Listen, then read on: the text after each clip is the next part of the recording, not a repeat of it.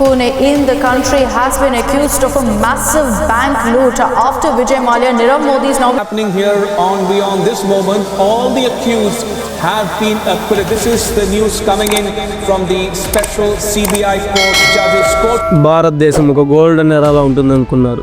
GDP పెరుగుతుంది, IT boom జరుగుతుంది, infrastructure build అవుతుంది. కానీ ఈ ప్రోగ్రెస్ కింద ఒక డార్క్ షాడో ఉంది, ఒక కరప్షన్ ఎంపైర్. 2004 నుంచి 2012 మధ్యలో 3 స్కామ్స్ ఇండియాని షివర్ చేశాయి. కోల్, 2G స్పెక్ట్రమ్ మరియు కామన్వెల్త్ గేమ్స్.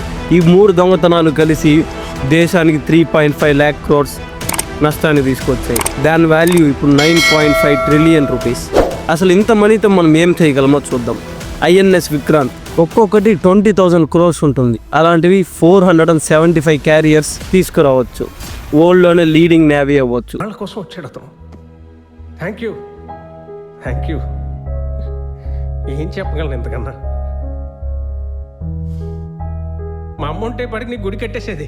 అంతేకాదు 88 ఫ్లోర్లు ఉన్న లగ్జరీ స్కై స్క్రాపర్ ముంబైలో కొనవచ్చు. ఒక్కొక్కటి 8,000 కోట్లు ఉంటాయి. అలాంటివి 1,187 కొనవచ్చు. ఇంకా ఐఫోన్ విషయానికి వెళ్తే iPhone 16 Pro Max ఒక్కొక్కటి 1.4 lakhs ఉంటుంది. అలాంటివి 65 million కొనవచ్చు. ఇంకా ఎడ్యుకేషన్కి వెళ్దాం. న్యూ IIT క్యాంపస్ ఒక్కొక్కటి 5,000 crores ఉంటాయి. అలాంటివి 1,900 IITs కట్టవచ్చు. ఒక్కో దాంట్లో 10,000 మంది చదువుకోవచ్చు.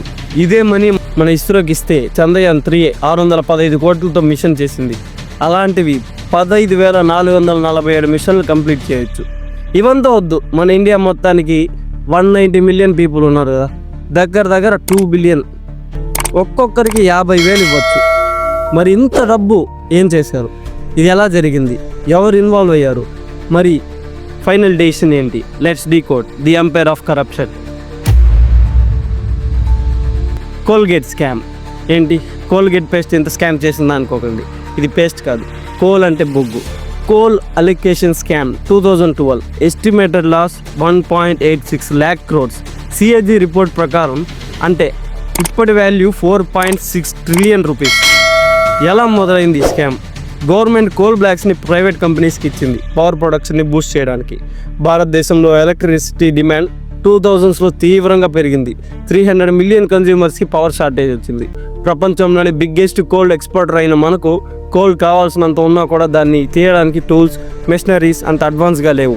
సో కోల్ బేస్డ్ పవర్ ప్లాంట్స్ని ఎక్స్పాండ్ చేయాలి అని క్యాప్టివ్ మైనింగ్ పవర్ ప్రాజెక్ట్స్ కోసం కోల్ని యూస్ని ఎంకరేజ్ చేశారు.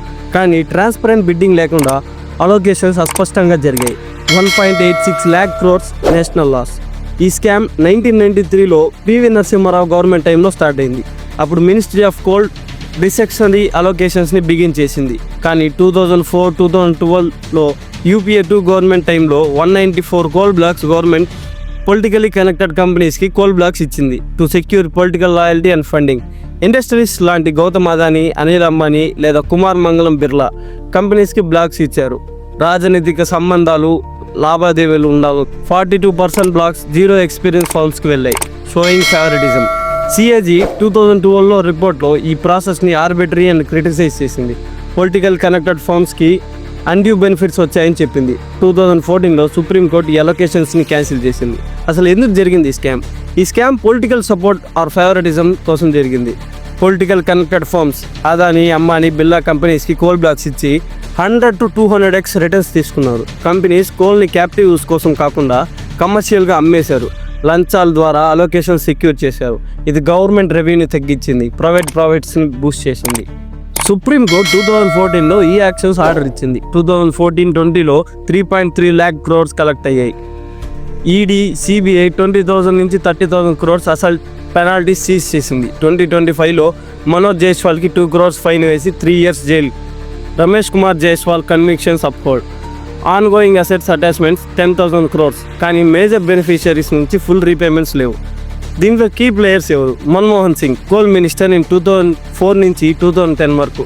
నో డైరెక్ట్ ఎవిడెన్స్ వల్ల cleared. Former coal secretary convicted. Industrialist Gautam Adani, Anil Ambani, Kumar Mangalam Birla. Politicians Kanimozhi DMK party, Naveen Jindal. 2025 update ప్రకారం Manoj and Ramesh Jaiswal convicted for forged documents. Outcomes ఏంటి? సుప్రీంకోర్టు 204 అలొకేషన్స్ క్యాన్సిల్ చేసింది. 2014లో మధ్యప్రదేశ్ గవర్నమెంట్కి 295 crores ఫైన్ వేసింది.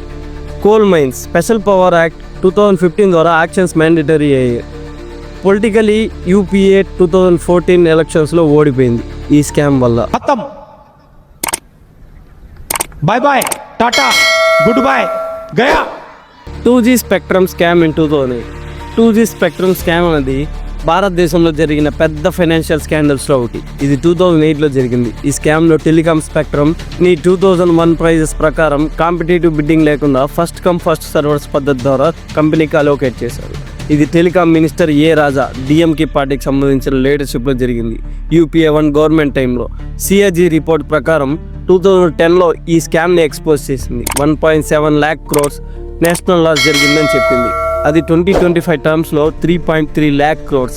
2008లో ఏ రాజా టెలికాం మినిస్ట్రీలో మినిస్టర్గా ఉన్నప్పుడు 2G spectrum license applications cut off డేట్ని అక్టోబర్ 2008 నుంచి జనవరి 2008కి ముందుకు తీసుకొచ్చారు. ఇది ఫస్ట్ కమ్ ఫస్ట్ సర్వ్డ్, అంటే ఎవరు ముందు వస్తారో వాళ్ళు తీసుకోవచ్చని.